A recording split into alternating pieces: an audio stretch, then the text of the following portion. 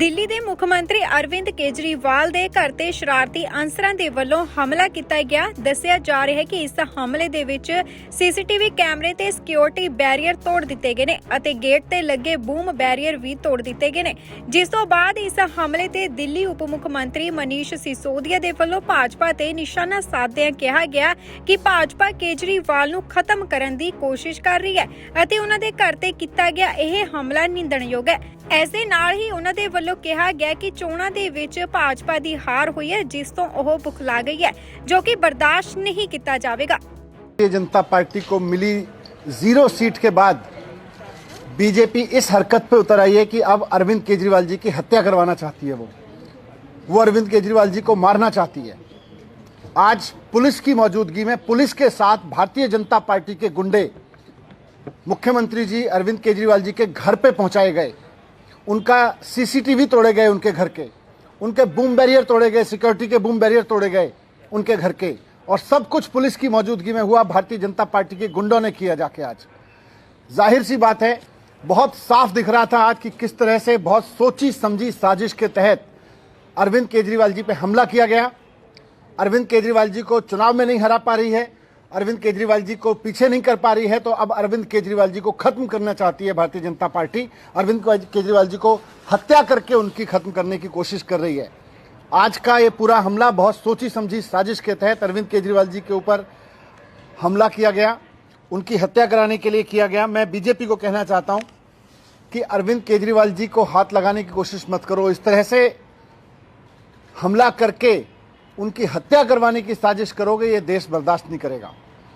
आज भारतीय जनता पार्टी ने जिस तरह से जानलेवा हमला किया है, जानबूझ के पुलिस लेके गई वहां पर बूम बैरियर के पास में, गुंडों को लेके गई, उनके सीसीटीवी कैमरे तोड़वाए गए, उनके घर के बूम बैरियर तोड़वाए गए। जो मैंने पहले कहा, फिर से दोहरा रहा हूं कि पंजाब में हार की वजह से पंजाब में 0 सीट मिली है भारतीय जनता पार्टी को, और पंजाब में आम आदमी पार्टी की प्रचंड जीत हुई है। उससे पूरी तरह से बौखला गई है भारतीय जनता पार्टी। और अब वो केजरीवाल जी को जब चुनाव में नहीं हरा पा रही, जब किसी तरह से साजिशें कर करके नहीं हरा पा रही, तो अब वो उनको मरवाना चाहती है, उनकी हत्या कराना चाहती है। ये बहुत खतरनाक खेल खेल रहे हैं भारतीय जनता पार्टी वाले लोग। और आज जो किया वो केवल और केवल अरविंद केजरीवाल जी की हत्या का एक षड्यंत्र किया है इन्होंने। कोई कंप्लेंट कर रहे हैं, सारा सब कुछ पुलिस, जो पुलिस वहां लेके गई है, कंप्लेंट तो उसी से करेंगे। तो ये क्या सर, ये एक तरीके से क्रिमिनल आप इसको देख रहे हैं या पॉलिटिकल देख रहे हैं? किस तरीके का ये जो पूरा आज जो हुआ है केजरीवाल जी के घर, सीधे सीधे क्रिमिनल है, पॉलिटिकल कहाँ है? पॉलिटिक्स तो बहाना है। वास्तव में तो अरविंद केजरीवाल जी को मरवाना है इनका इरादा। ये क्यों लेके गए वहां पे? कैसे किसी मुख्यमंत्री के दरवाजे तक पहुंच सकती है पुलिस इस देश में? ये गुंडे इस तरह से पहुंच सकते हैं इस देश में?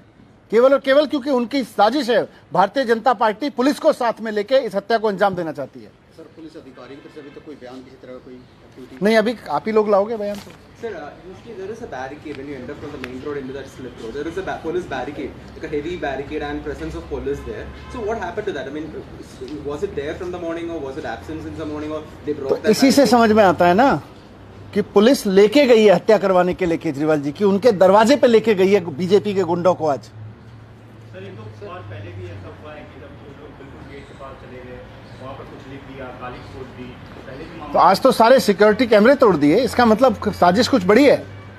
सारा बूम बैरियर तोड़ दिया। कैसे सीएम के घर के सामने का एकदम गेट पे लगा हुआ बूम बैरियर तोड़ा जा सकता है? इन हत्यारों को पुलिस लेके आई है।